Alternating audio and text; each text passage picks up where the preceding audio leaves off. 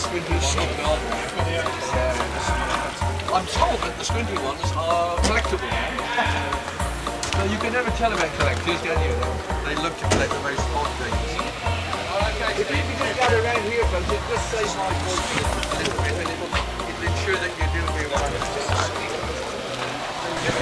It's always a good place to start the tour because we can look at the fashionable colours of the day, the models of the day, and any other little interesting points that I can make. Colours, we seem to be selling a lot of these mid-grey, flat colour and they nearly all seem to pick the black painted wheels. Options, buying a Morgan, are a big part of the job. Having lost the first car, it took us 2 months to choose the colour of the second car. Because we had to choose any one of 35,000 automotive paint colours. And in the end we chose a colour that was exactly the same as the first car. We just kind of gave up. It was too mind-boggling a task. Yeah.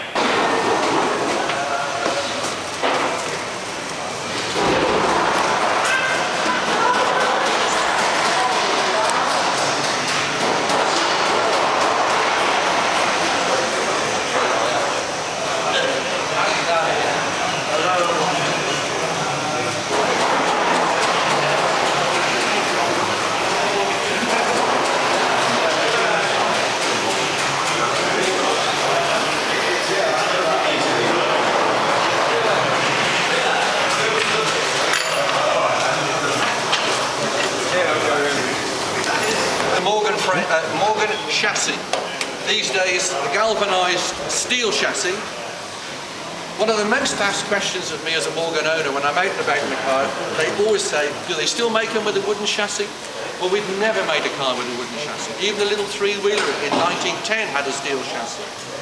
But from here, where the windscreen sits on the bulkhead, right to the tail of the car, is what looks like an upside-down boat frame in English.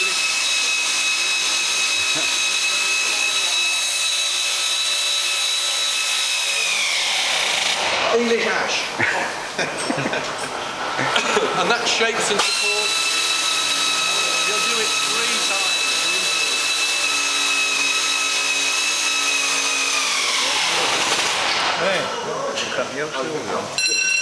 The English ash frame, nether Belgium. It's copy time, it's copy time. So it will go. So the wooden frame extends from the bulkhead right to the tail of the car. It's in English ash. Until 5 years ago we used to use Belgian ash.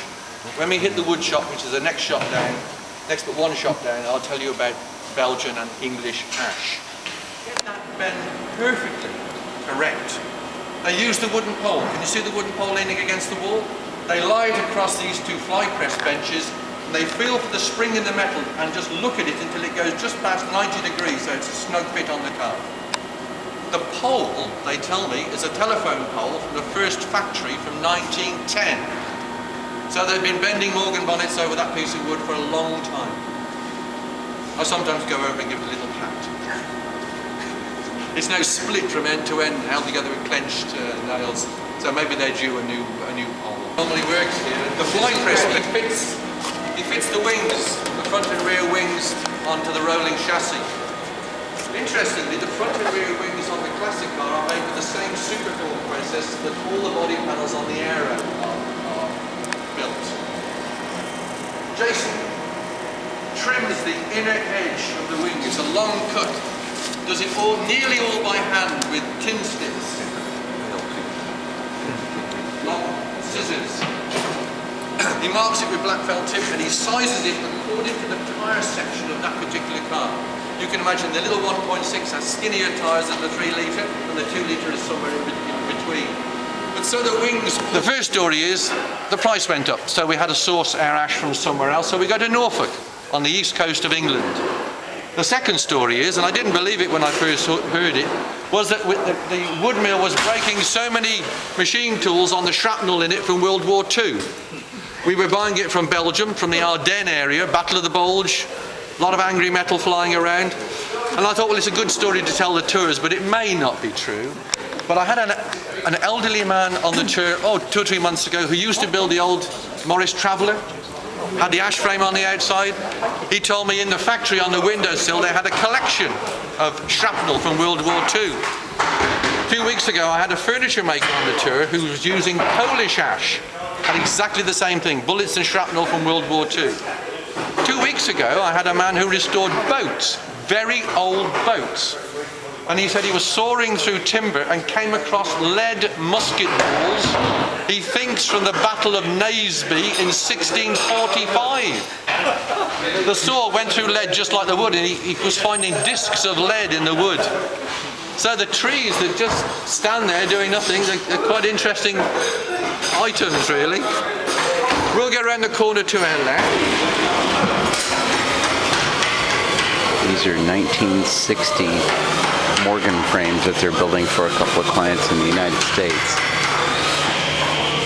There are patterns hanging on the walls that are between 50 and 60 years old, and many of the tools that are in here in bucks and different shapers are between 50 and 60 years old, because this is the traditional Morgan shaping area. So if you wanted a frame for a older Morgan, they have the exact shape for your car. Amazing stuff. This is the trim and finish shop. This is the last stage of Morgan production. All the bits and pieces that started out over there, they come around in a U-shaped form and they come back to this point here. And they go out that door as a finished car. This section is all the traditional Morgans. The next shop over to that door is the Aero 8 production.